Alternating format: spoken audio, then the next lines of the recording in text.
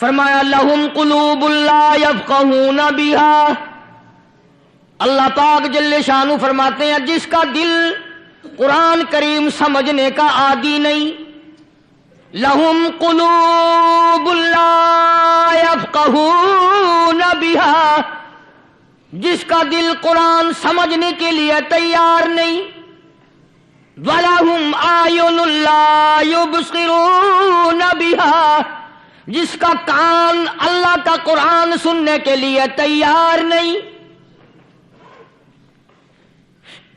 أَمْ لَهُمْ آذَانٌ لَا يَسْمَعُونَ بِهَا، ام لہم آذان یسمعون بها، جس کا کان خدا کا قرآن سننے کو تیار نہیں۔ خدائی فیصلہ سنو، اللہ کے قرآن کا فیصلہ سنو، اللہ کے کلام کا فیصلہ سنو۔ جس کا کان میرا کلام سننے کے لیے تیار نہیں، جس کو میرا قرآن سن کے مزہ نہیں آتا، جس کو میرا کلام سن کے حلاوت نہیں آتی، جس کو میرا کلام سن کے لذت نہیں آتی، جس کی روح تازی نہیں ہوتی، جس کو لطف نہیں آتا، جس کو کیف نہیں آتا، جس کو سرور نہیں آتا، جو میرا قرآن سننے کو تیار نہیں، جو میرا قرآن آنکھوں سے دیکھنے کو تیار نہیں، جو میرا قرآن سننے سمجھنے کے لیے تیار نہیں، آؤ پھر خدائی فیصلہ سنو۔ فرمایا اولئک کالانعام،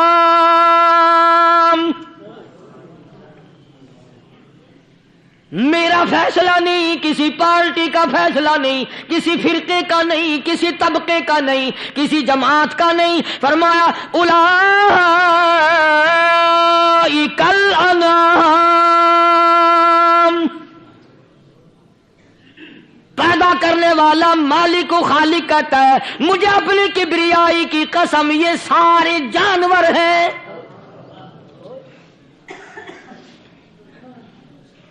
یہ سارے کے سارے جانور ہیں، یہ درندے ہیں جو ایک دوسرے کو چیر پاڑ کر کھاتے ہیں، یہ درندے ہیں جو ایک دوسرے کا خون پیتے ہیں۔ فرمایا بل ہم اضل، جانوروں سے بھی بدتر۔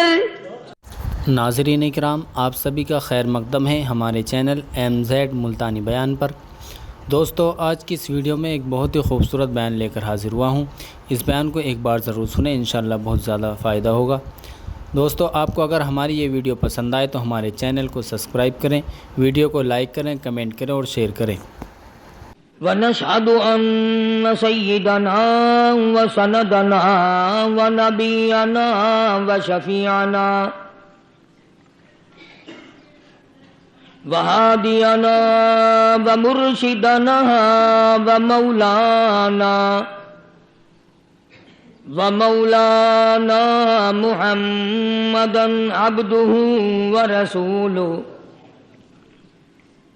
أَرْسَلَهُ بِالْحَقِّ بَشِيرًا وَنَذِيرًا، صلی اللہ تعالی علیہ وعلی آلہ وأصحابہ وأزواجہ وذریاتہ وبارک وسلم تسلیما کثیرا کثیرا۔ اما بعد فاعوذ باللہ السمیع العلیم من الشیطان الرجیم، بسم اللہ الرحمن الرحیم۔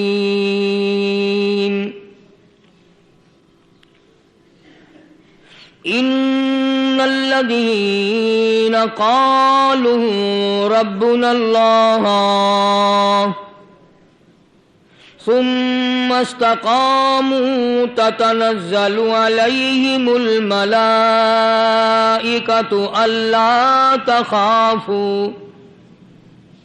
لا تخافوا ولا تحزنوا وأبشروا بالجنة التي كنتم توعدون،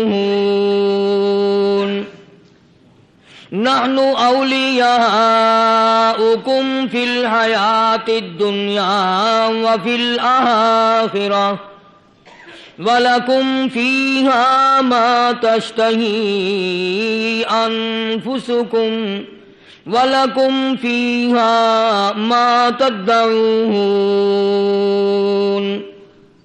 نُزُلًا مِّنْ غَفُورٍ رَّحِيمٍ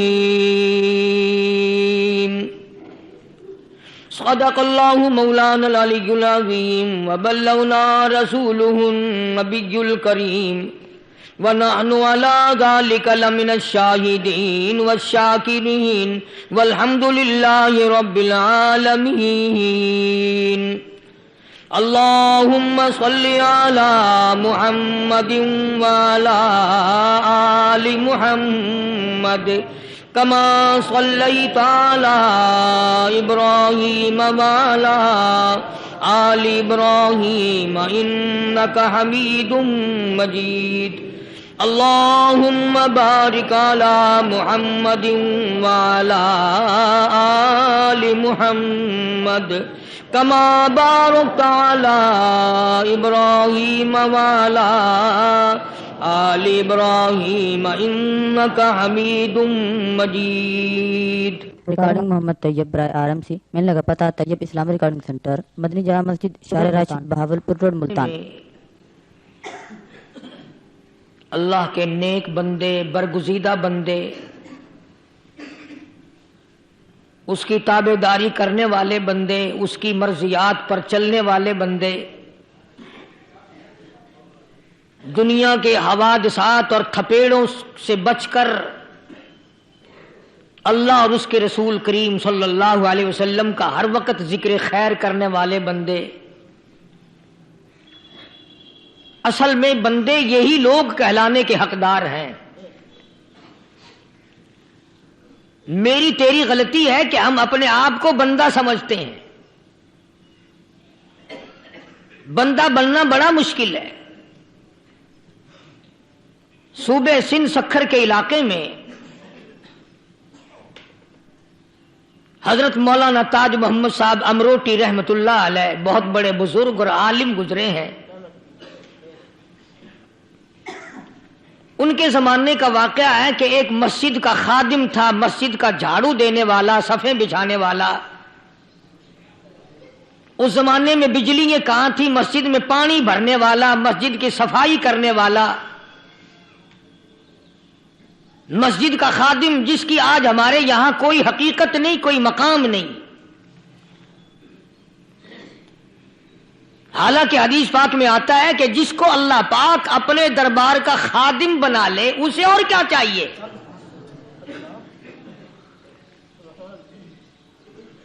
صدر کے ایوان صدر کے جھاڑو دینے والے کو فخر ہے میں ایوان صدر کا خادم ہوں. گورنر ہاؤس کے جھاڑو دینے والے کو فخر ہے میں گورنر ہاؤس کا خادم ہوں. کمشنر کے خادم کو فخر ہے میں کمشنر کا خادم ہوں. اور یہاں کوئی فخر نہیں کہ میں اس احکم الحاکمین کے دربار کا ایلچی ہوں.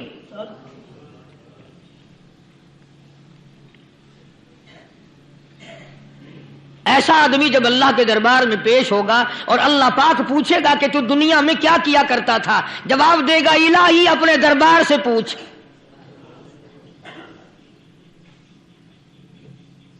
تو مسجد کا خادم تھا، نیک آدمی تھا، لوگوں کو اس کی حقیقت کا پتہ نہ تھا. اللہ والوں کی ایک یہ علامت بھی ہے، ایک یہ نشانی بھی ہے کہ وہ اپنے آپ کو چھپاتے ہیں. وہ لوگوں سے اپنے آپ کو مخفی رکھنا چاہتے ہیں. چنانچہ مسجد میں ایک خادم تھا، سکھر کے علاقے میں ایک مسافر آیا تو خادم نے اس کو روٹی بھی کھلائی، پانی بھی پلایا، خدمت بھی کی. اور عشاء کی نماز کے بعد اس مسافر کو کہنے لگا کہ میں تجھے مسجد میں نہیں رہنے دوں گا. اب وہ مسافر بڑا حیران کہ یار نیک آدمی معلوم ہوتا ہے، مجھے کھانا کھلایا، میری خدمت کی، اب یہ مجھے مسجد سے کیوں نکالتا ہے. اس نے کہا صاحب مسجد میں کسی کو سونے کی اجازت نہیں، میں مسجد میں نہیں رہنے دیتا کسی کو بھی. تو مسافر کہتا ہے کہ اس کے کہنے سے میں نکل تو گیا، دل میں میرے یہ کہ کوئی خاص بات ہے، ورنہ یہ آدمی نہ تو نفرت کرنے والا، نہ تکبر کرنے والا، نہ فخر کرنے والا ہے کوئی بات؟ پہلے زمانے میں لوگ سوچا کرتے تھے، اب تو 1 منٹ میں کفر کا فتویٰ لگا دیتے ہیں۔ اب اگر آج کوئی اس نیت سے کہہ دے مسافر کو کہ بھئی یہاں چوری ہو جاتی ہے، لاؤڈ اسپیکر چوری ہو جاتے ہیں، گھنٹے چوری ہو جاتے ہیں، لہذا مسجد میں نہ سو، اور کوئی مسجد ہے تو پھر تھانہ ہویا کہ مسافر اس وقت تو نکل گیا اور دور جا کر کے عشاء کی نماز کے بعد پھر واپس آ گیا، تو مسجد کے خادم نے سارے دروازے بند کر لیے اور دروازہ بند سارے بند کر کے رات کو اللہ اللہ کرنے بیٹھ گیا۔ مسافر کہتا ہے جب وہ کہتا تھا اللہ ہو کہتا اتنی روشنی مسجد میں ہوتی تھی کہ مجھے کڑی اور شتیر نظر آتے تھے۔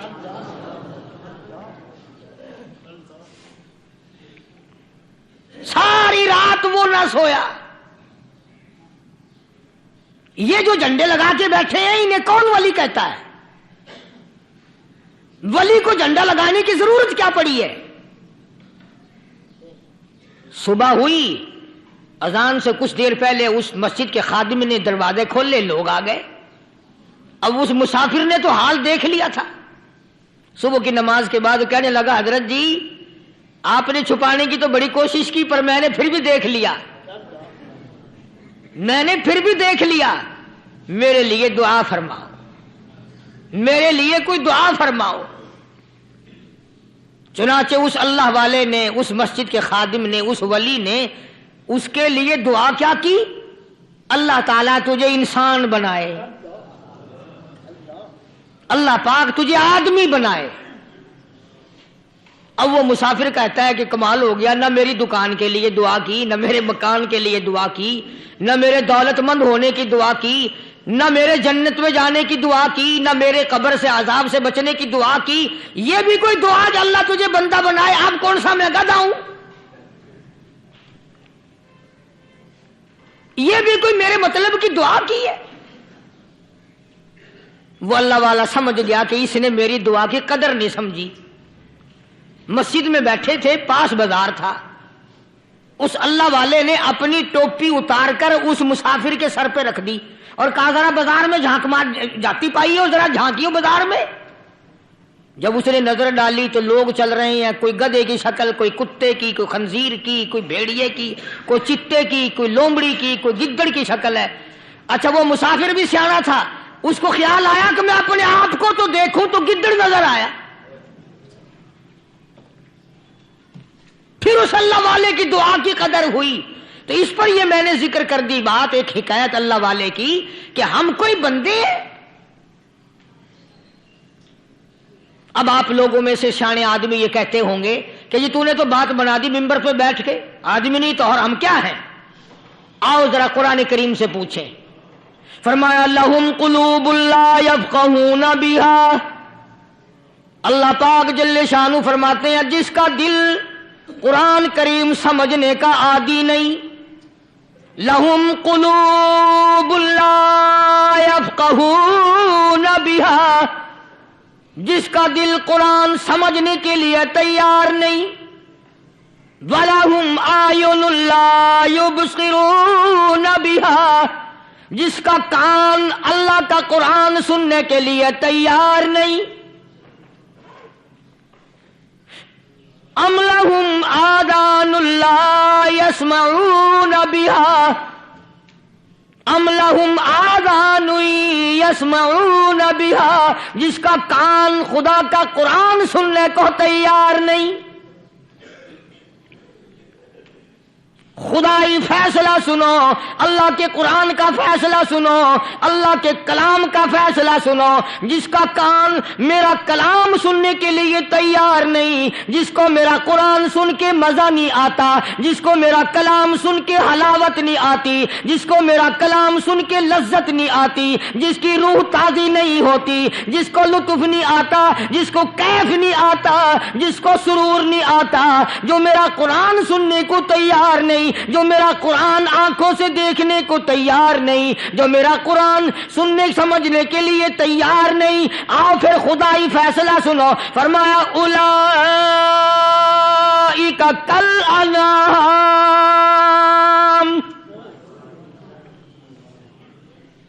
میرا فیصلہ نہیں، کسی پارٹی کا فیصلہ نہیں، کسی فرقے کا نہیں، کسی طبقے کا نہیں، کسی جماعت کا نہیں، فرمایا اولئک الانعام۔ پیدا کرنے والا مالک و خالق کہتا ہے مجھے اپنی کبریائی کی قسم یہ سارے جانور ہیں،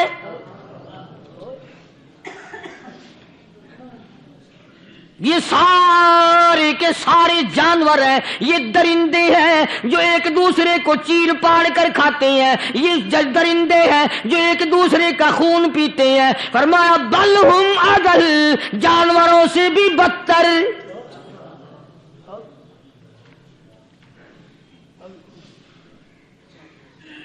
جس کے دل میں قرآن سن کر ترس نہیں، جس دل میں رحم نہیں، اپنے سے کمزور دیکھ کر جس کے دل میں شفقت نہیں، مہربانی کا مادہ نہیں، فرمایا وہ کوئی بندہ ہے، وہ تو جانور ہے۔ اور خدا غضب میں آ گیا، فرمایا بل ہم اضل، اس سے بھی بدتر۔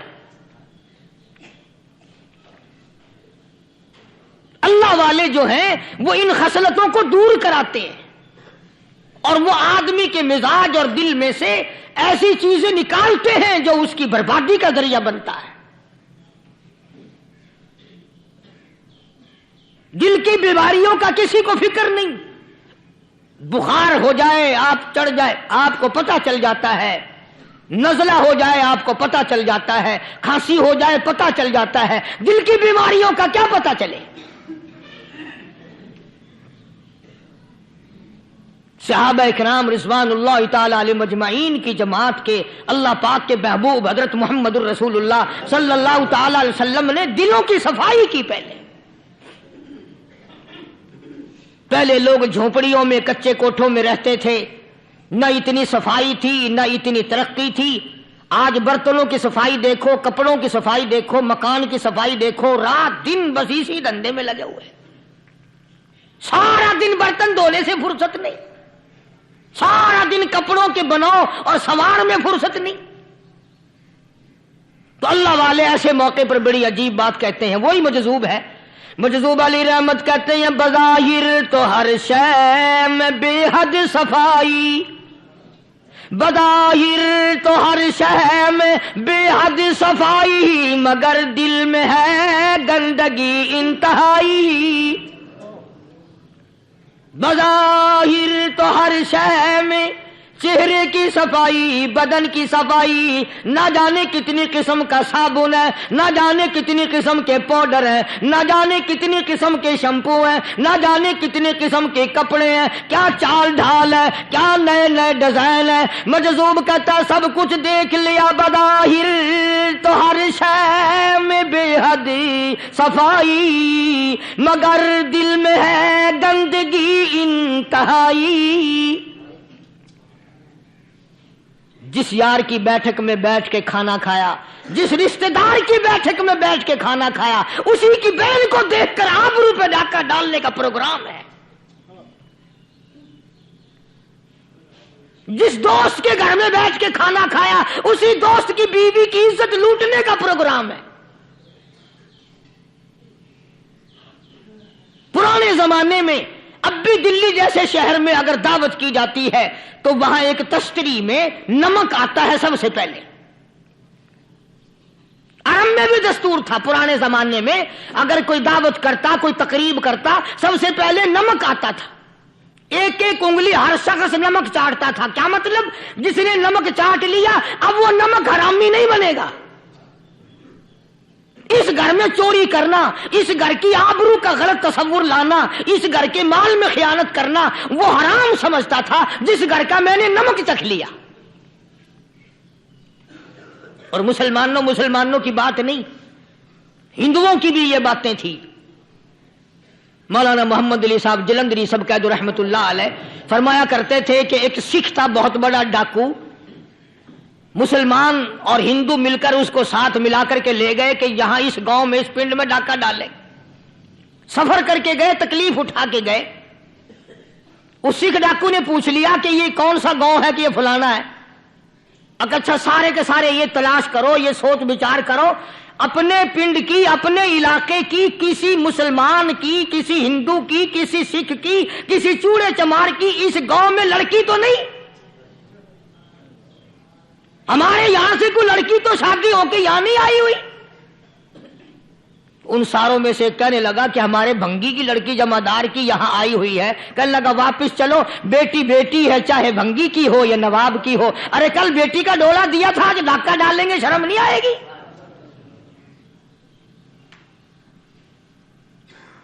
آج وہ تصور کہاں چلے گئے؟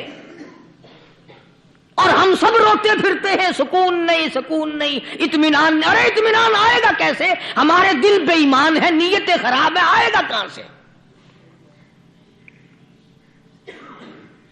صحابہ کرام رضوان اللہ تعالی علیہ مجمعین کی جماعت نے اس قدر اس بات پہ محنت کی اور کوشش کی کہ غلط لقمہ بھی پیٹ کے اندر نہ چلا جائے.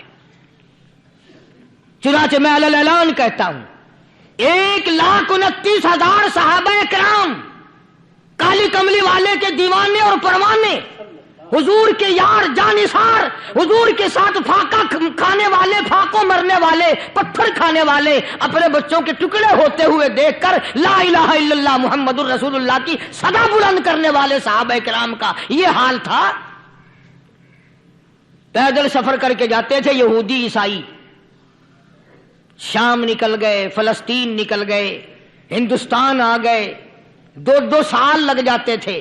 اپنی جوان بیٹیوں کو مسلمانوں کے گھروں میں چھوڑ کے آ جاتے تھے.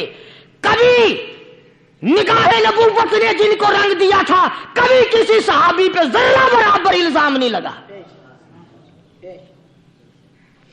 ان یہودیوں کا, ان عیسائیوں کا یہ عقیدہ تھا کہ محمد صلی اللہ علیہ وسلم کے جو غلام ہیں, ان کی نگاہ بھی پاک ہے, ان کے دل بھی پاک ہیں, ان کے ارادے بھی پاک ہیں, ان کے ہاتھ بھی پاک ہیں.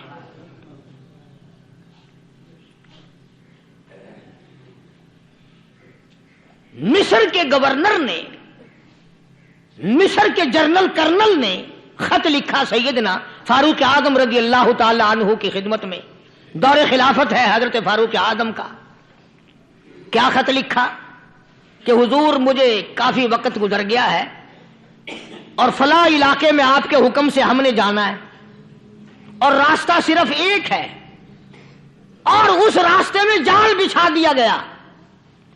اب مجھے مشورہ دیں, میں کیا کروں, حکم دیں مجھے. جال کیا بچھا دیا گیا کہ ہمیں پتا چل گیا ہے عیسائیوں نے پروگرام بنایا, سینکڑوں لڑکیاں تلاش کر کر کے بڑی خوبصورت حسینہ اکٹھی کی ہیں, ان کو گانے بجانے کی ٹریننگ دی ہے, ان کو اچھی اچھی آوازوں والی لڑکیاں ڈھونڈ کے لائے ہیں, اور انہوں نے یہ پروگرام بنایا کہ جب مسلمانوں کی فوج اس گلی سے گزرے گی ان کوٹھوں کے اوپر چڑھ کے گانا بجانا کریں گے تاکہ ان کے دل میں بدماشی آئے اور ان کا بیڑا غرق ہو.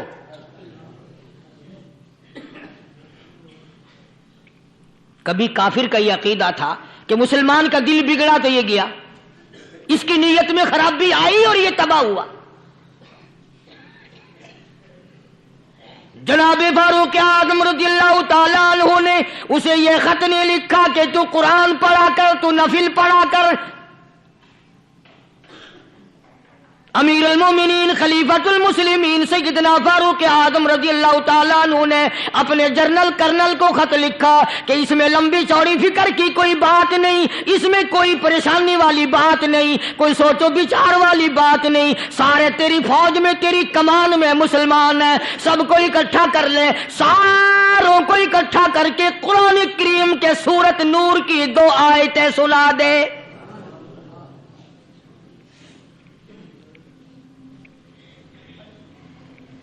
یہ بھی نہیں فرمایا کہ سزا سناؤ, اتنے کوڑے لگیں گے, جو خلاف کرے گا یوں قید ہوگی, یہ کورٹ مارشل کر دیا جائے گا, کچھ نہیں.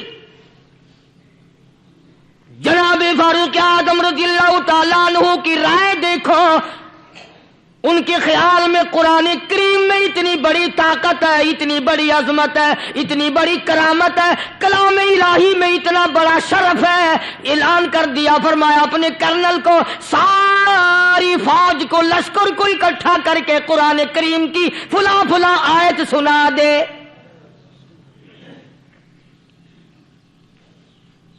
اور اس کے بعد بے دھڑک فوج کو، لشکر کو اسی راستے سے گزار کے لے جا، بے دھڑک لے جا۔ ہائے کبھی قرآن کی 2 آیتوں سے کام بن جاتا تھا، اب سارے قرآن سے میرا تیرا کام نہیں بنتا۔ قصور قرآن کا نہیں ہے، یہ میرا تیرا ہے۔ یہ تو اتنی وفادار کلام ہے، اتنی پاک کلام ہے، خدا کی قسم ہزاروں رجسٹروں کے گتے، ہزاروں چائے کے ڈبے، ہزاروں مٹھائی کے ڈبے، لاکھوں کروڑوں دوائیوں کے ڈبے گندے نالوں پہ، کوڑیوں پہ، روڑیوں پہ پڑے ہیں، اور جس گتے نے قرآن کے ساتھ یاری لگا لی، خدا کی قسم کوئی آدمی بغیر وضو اس گتے کو بھی ہاتھ نہیں لگا سکتا۔ ہزاروں نہیں لاکھوں کپڑے مارکیٹ میں پڑے، پر جس کپڑے نے قرآن سے یاری لگا لی، جو کپڑا جزدان بن کر قرآن پہ چڑھ گیا، لوگ اس کو بھی چومتے ہیں، اور چومنا چاہیے۔ یارو کپڑے نے قرآن سے یاری لگائی تو کپڑا عظمت والا بن گیا، گتے نے یاری لگا لی تو گتا بن گیا۔ ہزاروں قسم کے کاغذات روزانہ ذلیل ہوتے پھرتے ہیں، جس کاغذ پہ قرآن لکھا گیا وہ عظمت پا گیا، جس سیاہی سے قرآن لکھا گیا وہ سیاہی عظمت والی بن گئی۔ ارے اگر مسلمان قرآن کو اپنے اندر پیدا کر لے، اس کی عظمت کو بسا لے، اس کو اپنا لاہ عمل بنا لے، اس کو اپنے سر پہ رکھ لے، تو کیا یہ بندہ قرآن کے ساتھ وفاداری کرے تو قرآن کیا خیال ہے قرآن بے وفائی کر دے گا؟ یقین نہیں، یقین اصل بات اعتقاد کی ہے۔ یقین کا تو یہ عالم بنا ہوا کہ اگر کوئی چوری کا معاملہ ہو جائے اور کسی پر شبہ ہو، اگر اسے کہو کہ قرآن اٹھا دے تو دیر نہیں لگائے گا، اور اگر کہے کہ فلانی خانگاہ کا کنڈا مار دے کہ یہ کام میں نہیں کرتا۔ خانگاہ کے کنڈے پہ ایمان ہے، قرآن پہ ایمان نہیں۔ اس پر یقین ہے کہ پیر اندھا کر دے گا، اور یہاں یقین نہیں کہ جس خدا نے پیدا کیا اگر میں نے جھوٹا قرآن اٹھایا تو وہ برباد کر دے گا۔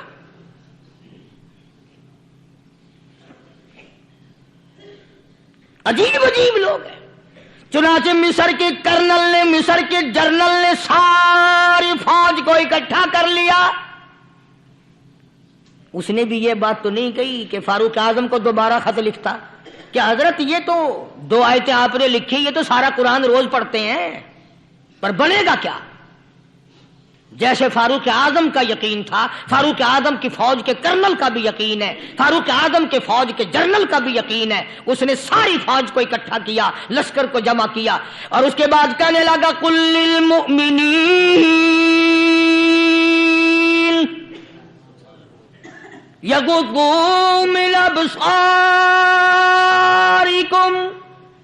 ویحفظوا فروجہم ذالک ازکی لہم ان اللہ خبیر بما یصنعون۔ او لوگوں، خدا تمہیں کہتا ہے اپنی آنکھوں کی حفاظت کرو، اگر تمہاری نظریں غلط جگہ پڑی اپنی عزت کی حفاظت کرو، اپنی آبرو کی حفاظت کرو، اگر غلط نظریں پڑی، غلط استعمال ہوئی، ان اللہ خبیر بما یصنعون،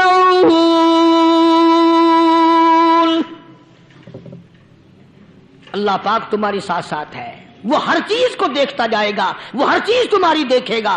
چنانچہ تاریخ شاہد ہے، ابن حشام نے لکھا ہے، ابن خلدون نے لکھا ہے، اور کئی مورخین نے لکھا ہے کہ جب مسلمان جنرل نے، مسلمان کرنل نے اپنی فوج کو قرآن کی 2 آیتیں سنائی اور اس کے بعد حکم دیا چلو، تمام کا تمام لشکر چل رہا ہے، ادھر ڈھول بجا، دھماکے بجے، ڈانا شروع ہوا، گانا بجانا شروع ہوا، ساری فوج نکل گئی، سارا لشکر چلا گیا۔ لڑکیوں نے دیکھا کہ یہ تو ختم ہو گئے، نیچے آواز دے کے کہنے لگی اور جانے والوں یہ ساری فوج کئی اندھوں کی فوج تو نہیں؟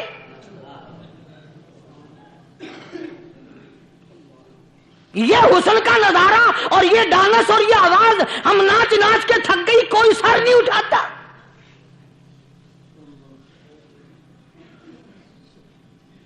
اور آج دیکھ لیں آپ،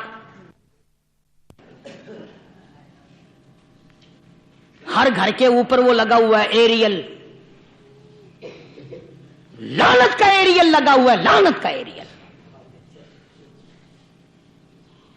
حاجیو تم کیا کہتے ہو کہ ہمارے گھر کا اس میں کیا بگڑے گا؟ خدا کی قسم وہ بگڑتا ہے، وہ دیمک لگتی ہے، وہ تباہی پھرتی ہے، تمہیں پتہ بھی نہیں چلتا۔ تم نے کیا سوچ رکھا ہے؟ مسلمان کرنل کے حکم پہ ساری فوج نکل گئی، ناچنے والی گانے والی لڑکیاں عیسائیوں کی حیران ہیں، کیا ہوا؟ لاکھوں کی تعداد میں فوج گزر گئی، کوئی نگاہ اٹھا کے نہیں دیکھتا۔ ایک مسلمان سپاہی گزرتا گزرتا نیچی نظریں کیے کہنے لگا سر کیسے اٹھائے، نگاہ کیسے کوئی اٹھائے گا؟ یہ سارے کے سارے اللہ کا قرآن سن کر آئے ہیں۔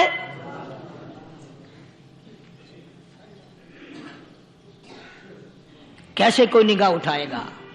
کیسے کوئی سر کو اٹھائے گا؟ یہ سارے کے سارے اللہ کا قرآن سن کر آئے ہیں۔ ان کا عمل ہوا نا قرآن پہ، ان کے عمل کا کتنا بڑا اثر پڑا۔ مورخین نے لکھا، ابن حشام لکھتا ہے عیسائی لڑکیوں نے چھلانگیں لگا دی، کوٹھی سے نیچے آ گئی، کہنے لگی عام مسلمانوں وہ قرآن ہمیں بھی سنا کے جاؤ جس میں اتنی اسپرٹ ہے، اتنی طاقت ہے، جو حسن کے نظارے سے روک دے، جو گانے بجانے سے روک دے۔ یہ تو آدمی کے دل کا سکون ہے، نہ گانا سنتے ہو نہ حسن کا نظارہ کرتے ہو، جاتے والے یوں نہ جاؤ، ہمیں بھی وہ قرآن سنا کے جاؤ۔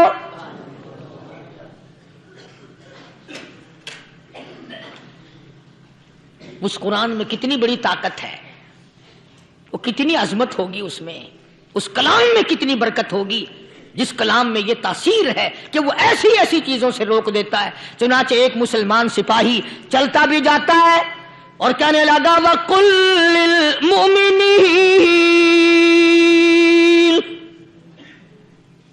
وَقُلْ لِلْمُؤْمِنِينَ،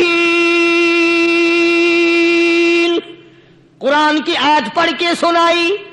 سینکڑوں نہیں بے شمار لڑکیاں ایک مسلمان کی زبان سے اللہ کا قرآن سن کے کہنے لگی اور جانے والوں چھوڑ کے نہ جاؤ، ہمیں بھی کلمہ پڑھاؤ۔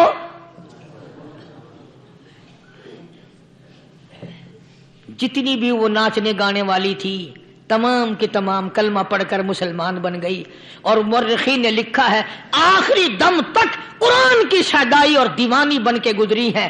پھر وہ لڑکیاں جو رات دن حسن و جمال کا پیکر بنی رہتی تھی، علماء نے لکھا ہے جب موت آئی ایک ایک کے بدن میں کپڑے لباس میں موت آئی تو 50-50 ٹاٹی لگی ہوئی تھی۔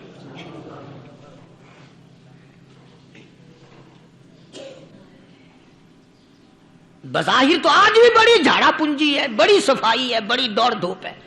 اسی کو مجذوب الاعلان کہتا بظاہر تو ہر شے میں بے حد صفائی، مگر دل میں ہے گندگی انتہائی، کبھی اس کے دھوکے میں آنا نہ بھائی، یہ سب ہے رعائی، یہ بس ہے رعائی، یہ تو چیز ہی کچھ نہیں۔ بڑے بڑے دھندے ہمیں پلٹتے دیکھے، بڑے بڑے نظام بگڑتے دیکھے۔ محمد عربی صلی اللہ تعالی علیہ وسلم کے دربار میں بڑے بڑے لوگ آتے تھے۔ اللہ غنی، نگاہ نبوت نے جس کو رنگ دیا سبحان اللہ، پھر قیمت جو بن گیا وہ اسلام کی دولت سے پیچھے نہ ہٹا۔ کوئی پیچھا پھر کے دیکھا ہی نہیں کہ ہم کیا کر رہے ہیں۔ ایک لذت تھی، ایک کیف تھا، ایک سرور تھا صحابہ کرام کو۔ کہاں سے وہ چیز ہم لائیں؟ کیسے ہم میں وہ چیز پیدا ہوگی؟ جنگ بدر ہوا، بڑی بہترین بات ہے، توجہ لکھ کے لے جاؤ، انشاءاللہ قبروں میں دعائیں دو گے۔ جنگ بدر ہوا، 70 سے زیادہ کافر پکڑے گئے، مدینے میں پکڑ کے قیدی بنا کر کے لائے گئے۔ تنگ دستی کا زمانہ ہے، 1 سال نہیں ہوا مسلمان اجڑ کے آئے تھے، مار کھا کے آئے, پریشان ہو کر آئے, دن دولت چھوڑ کر لٹا کر آئے, ان کے پلے کیا تھا؟ شام کا وقت ہوا, مدنی کریم صلی اللہ تعالی علیہ وسلم نے مسجد کے دروازے میں کھڑے ہو کر اعلان فرما دیا, کون ہے, کون ہے جو میرے مہمانوں کو کھانا کھلائے؟ اور وہ مہمان کوئی شہنشاہ نہیں تھے, ہیں بھی کافر, ہیں بھی اسلام کے دشمن, آئے بھی صحابہ کرام کو مارنے, میدان جنگ سے پکڑ کے لائے گئے, جنگی قیدی ہیں. اس نبی کی طرف کبھی منہ کیا کر جس نبی کا تو غلام ہے, امتی بنا پھرتا ہے. فرمایا کون ہے جو میرے مہمانوں کو کھانا کھلائے؟ صحابہ کرام میں سے کسی نے 2 پکڑ لیے, کسی نے 1 کو ساتھ لے لیا. ایک نادار سا غریب سا صحابی ہے, اس نے ساتھ لے لیا ایک مہمان اور گھر لے کے گیا. بیوی کو کہنے لگا کہ کھانا کتنا ہے, کہ بس 1 آدمی جوگا ہے, 1 آدمی کی کافی ہوگا. کان میں کہنے لگا اپنی بیوی کے, دستور تھا عرب کا, مہمان اور میزبان اکٹھے کھایا کرتے تھے. اپنی گھر والی کے کان میں کہنے لگا کہ اس کے آگے کھانا رکھ دیں گے مہمان کے, جب یہ کھانا شروع کر دے گا کسی بہانے سے دیوا بجھا دیو, میں یوں ہی منہ کو خالی ہلاتا رہوں گا, یہ کھانا کھا لے گا, پیٹ بھر جائے گا اس کا. چنانچہ کھانا آگے رکھ دیا, جو کچھ بھی تھا. اس نے کھانا شروع کیا کہ جی آپ بھی کھائیں, کہ ہاں ہاں میں بھی کھا رہا ہوں. بس یوں ہی کھانے میں بھی ہاتھ لگائے, منہ کو بھی ہاتھ لگائے اور منہ کو چلائے بھی برابر. بیوی نے چراغ بجھا دیا. یہ عمل تو صحابی کر رہا ہے اپنے گھر میں. ادھر قرآن کریم نازل ہو گیا محمد کریم صلی اللہ علیہ وسلم کی ذات پہ, فرمایا وَيُؤْثِرُونَ عَلَىٰ أَنفُسِهِمْ وَلَوْ كَانَ بِهِمْ خَصَاصَةٌ وَمَن يُوقَ شُحَّ نَفْسِهِ فَأُولَٰئِكَ هُمُ الْمُفْلِحُونَ. اور میرے محبوب مبارک ہو, تیری امت میں ایسے لوگ بھی ہیں جو اپنا منہ خالی ہلا رہا ہے, بیوی بھوکی بیٹھی ہے, چراغ بجھائے بیٹھی ہے اور اپنے ہاتھ کو خالی چلا رہا ہے, اور میرے بندے کا پیٹ بھر رہا ہے. اور میرے محبوب مجھے اپنی عظمت کی قسم, میں تیری ان دیوانوں پہ جنت واجب کر چکا.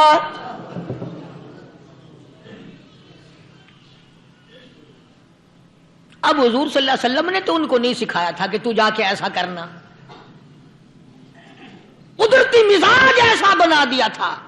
ایک اور موقع آیا مدینے پاک میں, جنگی قیدی اور جگہ سے اسی طرح سے آئے. ایک صحابی ایک اور آدمی کو, جنگی قیدی کو کافر میں گھر لے گیا.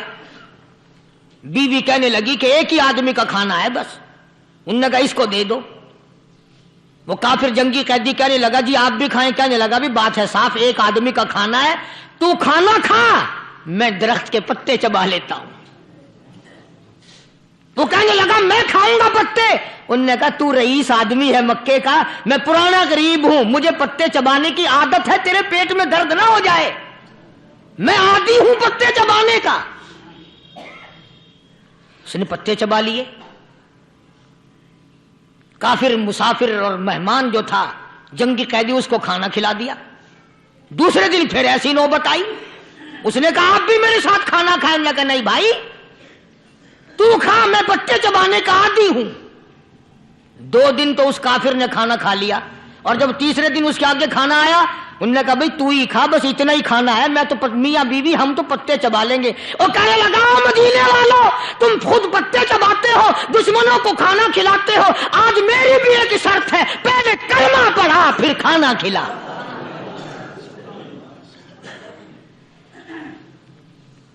آج میری بھی ایک شرط ہے. 2 دن کے عمل نے کفر کو مٹا دیا, اسلام چمک گیا. 2 دن کے عمل نے. میرا تیرا 60 سال کا عمل ہے, کبھی کسی کافر کو مسلمان بنایا؟ الٹے ہی کام, ہر غلط, ہر معاملہ الٹا ہی ہے. ہر آدمی بیزار ہوتا ہے, یار دین تو کچھ نہیں, یار اسلام کچھ نہیں, یارو ایمان کچھ نہیں. اسی کو قرآن کریم نے للکار کی آواز دے کے فرما دیا لوگوں ایسی گڑبڑ نہ کرو ورنہ میں وہ خدا ہوں فَأَخَذَتْكُمُ الصَّاعِقَةُ وَأَنْتُمْ تَنْظُرُونَ۔ جبریل امین نے ایک چیخ ماری ساری قوم کے جگر پھٹ گئے، میں وہ خدا ہوں لا ترکضوا وارجعوا إلى ما أترفتم فيه ومساكنكم لعلكم تسألون۔ لوگ مکان چھوڑ کے بھاگتے ہیں، ماحول چھوڑ کر بھاگتے ہیں، معاشرہ چھوڑ کر کے بھاگتے ہیں، خدا کہتا آؤ جن مکانوں پہ تمہیں ناز تھا وہ یہ کھڑے بھاگ آ رہے ہیں۔ اسی کو قرآن کریم کہتا ہے ان الذین قالوا ربنا اللہ ثم استقاموا، وہ آدمی جس نے لا الہ الا اللہ محمد الرسول اللہ صلی اللہ علیہ وسلم پڑھا، اللہ کی توحید کا اقرار کر لیا، او میرے مالک تیرے سوا میرا کوئی مشکل کشا نہیں، حاجت روا نہیں، میرے دل کے بھید کو جاننے والا نہیں، میری بگڑی بنانے والا کوئی نہیں، اجڑوں کو بسانے والا کوئی نہیں، کھیتی کو آباد کرنے والا کوئی نہیں، ایک دانے سے سینکڑوں دانے بنانے والا تیرے سوا کوئی نہیں۔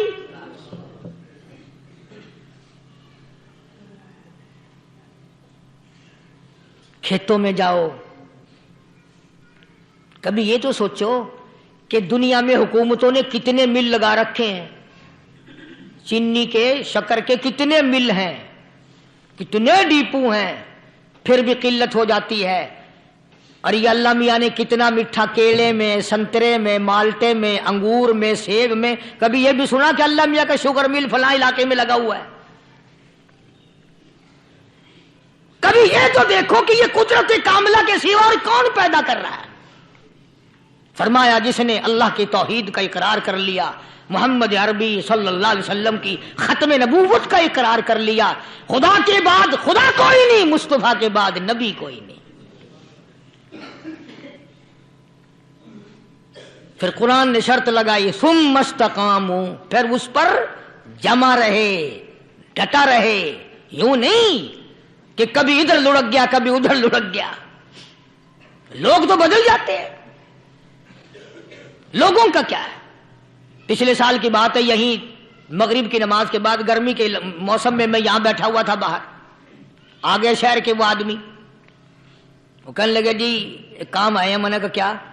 کہ 25,000 روپے چوری ہو گیا ہمارا، بتاؤ ہمیں۔ میں نے کہا مجھے کیا پتا؟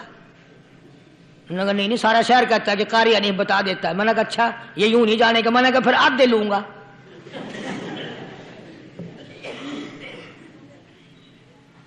25,000 گم ہوئے ہیں نا، 12.5 میرے 12.5 تمہارے۔ کہنے دیکھو نا جی بال بچے چھوٹے چھوٹے غریب بچے ہیں جن کے وہ پیسے ہیں۔ میں نے کہا اچھا میں بادشاہ لگا ہوا ہوں؟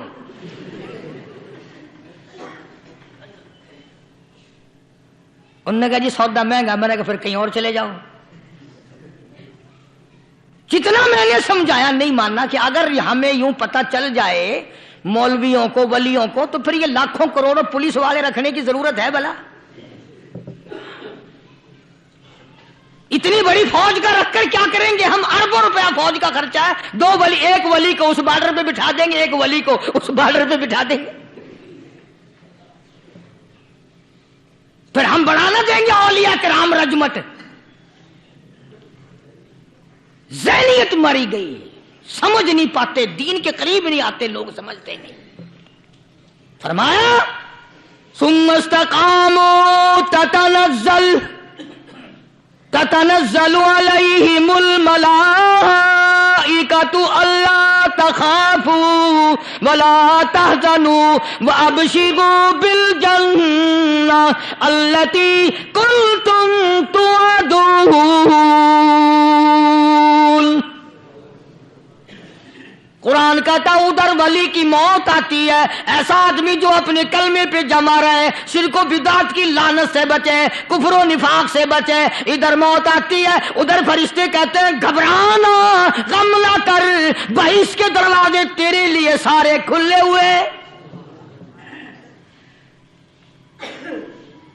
وَلَكُمْ فِيهَا مَا تَشْتَهِي أَنفُسُكُمْ وَلَكُمْ فِيهَا مَا تَدَّعُونَ۔ فرمایا ہم تمہاری ہر اس تمنا کو پورا کریں گے، ہر اس آرزو کو پورا کریں گے، جو مانگو گے وہی ملے گا، جو کہو گے وہی دیا جائے گا۔ نحن اولیاؤکم فی الحیات الدنیا وفی الآخرہ، ہم دنیا میں بھی تمہارے کارساز ہیں، ہم آخرت میں بھی تمہارے کارساز ہیں، ہم دنیا میں بھی تمہارے دوست ہیں، آخرت میں بھی تمہارے دوست ہیں، اور خدا کے یہاں وہ انعام ملے گا۔ اللہ غنی، رائی کے دانے کے برابر نیکی کی ہوگی، جب پڑھا پہاڑوں کے برابر ثواب ملے گا تو آدمی حیران ہوگا، یا اللہ تیرے جیسا بینک تو کسی کا بھی نہیں۔ رائی کا دانہ لے کر پہاڑ واپس کر دیا، مالک نے نجات کا ذریعہ بنا دیا۔ فرمایا نزلا من غفور رحیم، یہ مہمانی ہے پروردگار عالم کی طرف سے۔ قرآن اعلان کر کر کے کہتا وبالاسحار ہم یستغفرون، اللہ پاک فرماتے ہیں میرے بندوں کی نشانی یہ ہے کہ وہ آخری رات میں بڑے ویلے سحری کے وقت اٹھ کر استغفار کرتے ہیں، اللہ کے حضور میں معافی مانگتے ہیں، روتے ہیں، عاجزی کرتے ہیں۔ کہتا کہ ایک تڑپ سی دل میں امنگتی ہے، ایک درد جگر میں ہوتا ہے، ایک تڑپ سی دل میں امنگتی ہے، ایک درد جگر میں ہوتا ہے، ہم رات کو رویا کرتے ہیں جب سارا عالم سوتا ہے۔ سب لوگ سوئے ہوئے ہوں اور اللہ کا دروازہ کھٹکھٹا، اندھیرے میں مالک کائنات کے سامنے جھولی پھیلا، اپنی بگڑی کا سوال کر، اپنی مشکلات اس مالک کے سامنے پیش کر جو سارے جہان کا خالق و مالک ہے۔ عقیدہ بھی بناؤ، اعمال بھی بدلو، مزاج بدلو، طبیعتوں میں انقلاب لاؤ، اور لوگوں ان گھروں کو مسلمانوں والے گھر بناؤ۔ تم برا مان کے جاؤ یا بھلا مان کے جاؤ، میں اپنے عقیدے کی بات کو چھپاتا نہیں۔ جس گھر میں کوئی مرد عورت قرآن کے کھولنے والا نہیں، میں اس گھر کو مسلمان کا گھر نہیں کہتا، وہ چوڑے اور کراڑ اور سکھ کا گھر ہے۔ تمہیں یہ سکھایا کس نے ہے کہ مرنے کے بعد قرآن پڑھا جاتا ہے اور ساری زندگی میں نہیں پڑھا جاتا؟ یہ قرآن مردوں کے لیے تھوڑی آیا، یہ زندوں کے لیے آیا ہے۔ حدیث پاک میں آتا ہے حضور کریم صلی اللہ علیہ وسلم نے فرمایا عیسیٰ علیہ الصلوۃ والسلام ایک قبرستان سے گزرے، گورستان سے گزرے تو ایک قبر کو دیکھا، وہ نبی ایسا تھا، اس کے معجزات ایسے تھے۔ قبر میں دیکھا تو ایک بڑھیا جل رہی ہے، سڑ رہی ہے، تباہ ہو رہی ہے، رو رہی ہے۔ تو عیسیٰ علیہ الصلوۃ والسلام پناہ کر کے وہاں سے گزر گئے۔ چند دنوں کے بعد جو اسی قبر کے پاس سے گزرے تو عیسیٰ علیہ السلام کو دھیان آیا کہ اس قبر میں ایک بڑھیا بڑی عذاب بھگت رہی تھی، مگر اس دن جو دیکھا وہ تو عیش میں بیٹھی ہے، تخت میں بیٹھی آرام کر رہی ہے۔ سیدنا عیسیٰ علیہ الصلوۃ والسلام نے اللہ پاک سے سوال کر دیا، الہی مرنے کے بعد تو آدمی کوئی نیکی بھی نہیں کر سکتا، اس نے کیا کر لیا جو اس کا سارا نظام بدل گیا؟ آواز آئی اے عیسیٰ لکھ کے لے جاؤ یہ بات، حضور کا فرمان ہے۔